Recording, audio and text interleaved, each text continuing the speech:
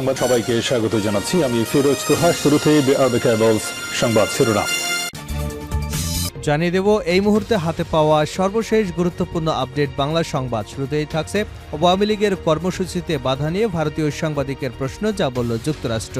যুক্তরাষ্ট্রের পররাষ্ট্র দপ্তরের নিয়মিত প্রেস ব্রিফিংয়ে নূর হোসেন দিবসে আওয়ামী লীগের সমাবেশ করবার ঘোষণা এবং তাতে বাধা প্রদান, বাংলাদেশের সংখ্যালঘুদের উপর কথিত নির্যাতন, বিতর্কিত সাংবাদিকদের আটক এবং প্রেস অ্যাক্রিডিটেশন কার্ড বাতিলের বিষয়টি নিয়ে প্রশ্ন করেছেন এক ভারতীয় নারী সাংবাদিক।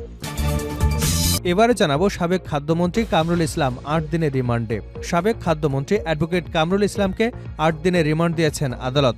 মঙ্গলবার রাজধানী নিউ মার্কেট থানার হত্যা মামলায় তাকে রিমান্ড দেন। এর আগে কামরুল ইসলামকে আদালতে হাজির করে ১০ দিনের রিমান্ড আবেদন করে পুলিশ। শুনানি শেষে ৮ দিনের রিমান্ড দেন আদালত। জানাবো খুনি হাসিনা ভারতে বসে দেশের বিরুদ্ধে ষড়যন্ত্র করছে। বিএনপির যুগ্ম মহাসচিব শহীদুদ্দিন চৌধুরী অ্যানি বলেছেন, দেশ ছেড়ে পালিয়ে যাওয়া খুনি হাসিনা ভারতে বসে দেশ এবং জাতির বিরুদ্ধে ষড়যন্ত্র করছে। স্বৈরাচারদের বিচার না হলে এদেশের গণতন্ত্র হুমকির মুখে পড়বে। তাই খুনি হাসিনাকে দেশে ফিরিয়ে এনে বিচারের মুখোমুখি করতে হবে। এদিকে টাঙ্গাইলের মধুপুরে বাস পিকআপ সংঘর্ষে নিহত ৪। টাঙ্গাইলের মধুপুরে বাস ও পিকআপের সংঘর্ষে ৪ জন নিহত এবং ১ জন গুরুতর আহত হয়েছেন। নিহতদের মধ্যে পিকআপের চালক এবং হেলপার রয়েছেন বলে জানা গেছে। এবারে থাকছে ভারতীয় মৌলানা সাদকে ছাড়া ইস্তেমা হতে দেবে না তার অনুসারীরা। মৌলানা সাদকে ছাড়া এবার ইস্তেমা হতে দেবে না তার অনুসারীরা। সাদকে আসার অনুমতি দেওয়ার দাবি জানিয়েছেন তারা। একই সঙ্গে দাবি করেছেন, ষড়যন্ত্র করে মৌলানা সাদকে আসতে দেওয়া হচ্ছে না। মঙ্গলবার সকালে কাকরাইল মসজিদ থেকে রওনা দেন সাদপন্থী হুজুরা। অন্তর্বর্তী সরকার প্রধান ডক্টর ইউনূসের সাথে দেখা করতে রাষ্ট্রীয় অতিথি ভবন যমুনার দিকে যেতে চাইলে পুলিশি বাধার মুখে পড়েন তারা। এই সময় তারা রমনায় রাস্তার উপরে বসে পড়েন।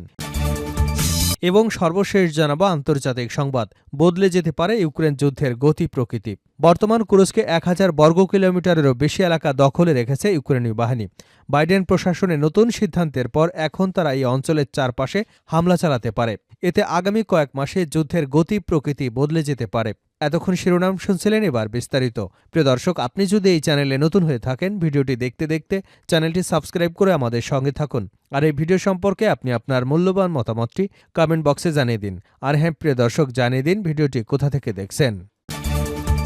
আওয়ামী লীগের কর্মসূচিতে বাধা নিয়ে ভারতীয় সাংবাদিকের প্রশ্ন, যা বলল যুক্তরাষ্ট্র। যুক্তরাষ্ট্রের পররাষ্ট্র দপ্তরের নিয়মিত প্রেস ব্রিফিংয়ে নূর হোসেন দিবসে আওয়ামী লীগের সমাবেশ করবার ঘোষণা এবং তাতে বাধা প্রদান, বাংলাদেশের সংখ্যালঘুদের উপর কথিত নির্যাতন, বিতর্কিত সাংবাদিকদের আটক এবং প্রেস অ্যাক্রিডিটেশন কার্ড বাতিলের দাবিতে প্রশ্ন করেছেন এক ভারতীয় নারী সাংবাদিক। স্থানীয় সময় সোমবার প্রেস ব্রিফিংয়ে কথা বলতে আসেন পররাষ্ট্র দপ্তরের মুখপাত্র ম্যাথিউ মিলার। এতে ভারতীয় সাংবাদিক প্রশ্ন করে বলেন, আওয়ামী লীগের শান্তিপূর্ণ সমাবেশে সংঘবদ্ধ হামলার খবর শোনা যাচ্ছে। নারীদের উপর হামলা, সংখ্যালঘুদের উপর হামলা, সাংবাদিকদের জেল এবং প্রেস অ্যাক্রিডিটেশন কার্ড বাতিল করা হয়েছে। বাংলাদেশের অন্তর্বর্তী সরকারের সমালোচকরা বলছেন, ছাত্রদের ৫ই আগস্টের বিপ্লব দেশকে আবারও সেখানে নিয়ে যাচ্ছে যেখান থেকে এটি শুরু হয়েছিল। আমরা দেখছি বেদান্ত প্যাটেল এসবে নিন্দা জানিয়েছেন। বাংলাদেশের অন্তর্বর্তী সরকারের সঙ্গে এ ব্যাপারে আপনারা কি কোনো কথা বলেছেন? এর জবাবে মিলার বলেন, বাংলাদেশের সঙ্গে আলাদাভাবে কি কথা হয়েছে সেটি আমি এখনও বলতে পারব না। তবে আমাদের বাংলাদেশ সরকারের কাছে স্পষ্ট করেছি, যেমনটা আমরা বিশ্বাস করি, সব দেশের কাছে করি, আমরা শান্তিপ্রিয় আন্দোলনকে সমর্থন করি এবং চাই না সরকার কোনোভাবেই শান্তিপ্রিয় আন্দোলনে সহিংস দমনপীড়ন চালাক। এরপর ওই ভারতীয় সাংবাদিক বাংলাদেশের সংবিধান থেকে নিরপেক্ষতা বাদ দেওয়ার উদ্যোগের বিষয়ে প্রশ্ন করেন এবং জিজ্ঞাসা করেন এ ব্যাপারে তারা কিছু বলবেন কিনা। এর জবাবে মিলার বলেন, তিনি বিষয়টি টুকে রাখবেন এবং তাদের কিছু বলার আছে কিনা দেখবেন। সাবেক খাদ্যমন্ত্রী কামরুল ইসলাম ৮ দিনের রিমান্ডে। সাবেক খাদ্যমন্ত্রী অ্যাডভোকেট মোহাম্মদ কামরুল ইসলামকে ৮ দিনের রিমান্ডে পাঠিয়েছেন আদালত। মঙ্গলবার রাজধানী নিউ মার্কেট থানার হত্যা মামলায় তাকে রিমান্ড দেন আদালত। এর আগে কামরুল ইসলামকে আদালতে হাজির করে ১০ দিনের রিমান্ড আবেদন করে পুলিশ। শুনানি শেষে ৮ দিনের রিমান্ড দেয় আদালত। এদিকে সোমবার রাতে রাজধানীর উত্তরার ১২ নম্বর সেক্টর থেকে তাকে গ্রেপ্তার করে ঢাকা মহানগর গোয়েন্দা পুলিশ। ইতিমধ্যেই অ্যাডভোকেট কামরুল ইসলাম এবং তার স্ত্রী সন্তানদের নামে থাকা দেশে বিদেশে বিপুল অবৈধ সম্পদের খোঁজে অনুসন্ধানে নেমেছে দুর্নীতি দমন কমিশন। গত ১৪ অক্টোবর দুদকের প্রধান কার্যালয় এ সিদ্ধান্ত নেয় বলে গণমাধ্যমে জানান সংস্থাটির উপপরিচালক ও জনসংযোগ কর্মকর্তা মোহাম্মদ আক্তারুল ইসলাম। কামরুল ইসলাম ১৯৫০ সালের ১ জুন ঢাকার মোহাম্মদপুরে জন্মগ্রহণ করেন। ঢাকা বারে যোগদানের মাধ্যমে আইন পেশা শুরু করেন কামরুল ইসলাম। পরে বাংলাদেশ সুপ্রিম কোর্ট আইনজীবীতে যোগদান করেন তিনি। বর্তমানে বাংলাদেশ আওয়ামী লীগের প্রেসিডিয়াম মেম্বার হিসেবে দায়িত্ব পালন করছেন। ২০০৮ সালে অনুষ্ঠিত জাতীয় সংসদ নির্বাচনে কামরুল ইসলাম ঢাকা ২ আসন থেকে বাংলাদেশ আওয়ামী লীগের মনোনীত প্রার্থী হিসেবে প্রতিদ্বন্দ্বিতা করে বিজয়ী হন। এ সময় তিনি আইন, বিচার এবং সংসদ বিষয়ক মন্ত্রণালয়ে প্রতিমন্ত্রী হিসেবে দায়িত্ব পালন করেন। ২০১৪ সালে অনুষ্ঠিত ১০ম জাতীয় সংসদ নির্বাচনে একই এলাকা থেকে বিনা প্রতিদ্বন্দ্বিতায় সংসদ সদস্য হিসেবে নির্বাচিত হন। ২০১৪ সালে তিনি খাদ্যমন্ত্রীর দায়িত্ব লাভ করেন। খুনি হাসিনা ভারতে বসে দেশের বিরুদ্ধে ষড়যন্ত্র করছে অ্যানি। বিএনপির যুগ্ম মহাসচিব শহীদুদ্দিন চৌধুরী অ্যানি বলেছেন, দেশ ছেড়ে পালিয়ে যাওয়া খুনি শেখ হাসিনা ভারতে বসে দেশ এবং জাতির বিরুদ্ধে ষড়যন্ত্র করছেন। স্বৈরাচারদের বিচার না হলে এদেশের গণতন্ত্র হুমকির মুখে পড়বে। তাই খুনি হাসিনাকে দেশে এনে বিচারের মুখোমুখি হতে হবে। বরিশালে বাকেরগঞ্জ উপজেলা বিএনপির উদ্যোগে বাকেরগঞ্জ সরকারি কলেজ মাঠে বিকেলে অনুষ্ঠিত সমাবেশে প্রধান অতিথির বক্তব্যে অ্যানি এসব কথা বলেন। দ্রুত সংস্কার শেষে জাতীয় সংসদ নির্বাচন অনুষ্ঠানের ব্যাপারে অন্তর্বর্তী সরকারকে নির্বাচনী রোডম্যাপ ঘোষণার দাবি জানিয়েছেন অ্যানি। তিনি বলেন, গত ১৭ বছর ধরে গণতন্ত্র দেশের মানুষের জন্য আন্দোলন সংগ্রাম করেছে বিএনপি। এ সময় বিএনপির হাজার হাজার নেতাকর্মী হামলা, মামলা, গুম, খুনের শিকার হয়েছেন। শুধু হাসিনা নন, যারা এসব অপকর্মের সঙ্গে জড়িত তাদের গ্রেপ্তার এবং বিচার নিশ্চিত করতে হবে। কারণ স্বৈরাচারের বিচার না হলে দেশে গণতন্ত্র হুমকির মুখে পড়বে। টাঙ্গাইলের মধুপুরে বাস পিকআপ সংঘর্ষে নিহত ৪। টাঙ্গাইলের মধুপুরে বাস এবং পিকআপের সংঘর্ষে ৪ জন নিহত এবং আরও একজন গুরুতর আহত হয়েছেন। আহতদের মধ্যে পিকআপের চালক, হেলপার রয়েছেন বলে জানা গেছে। মঙ্গলবার ভোর ৫টায় টাঙ্গাইল ময়মনসিংহ মহাসড়কে পৌর এলাকার মালাউরি সরকারি প্রাথমিক বিদ্যালয়ের সামনে দুর্ঘটনা ঘটে। মধুপুর থানার অফিসার ইনচার্জ ইমরানুল কবির এ তথ্য নিশ্চিত করেছেন। তিনি বলেন, আজ ফজর নামাজের পরে মালাউরি এলাকায় মিনিবাস এবং পিকআপের সঙ্গে সংঘর্ষের ঘটনা ঘটে।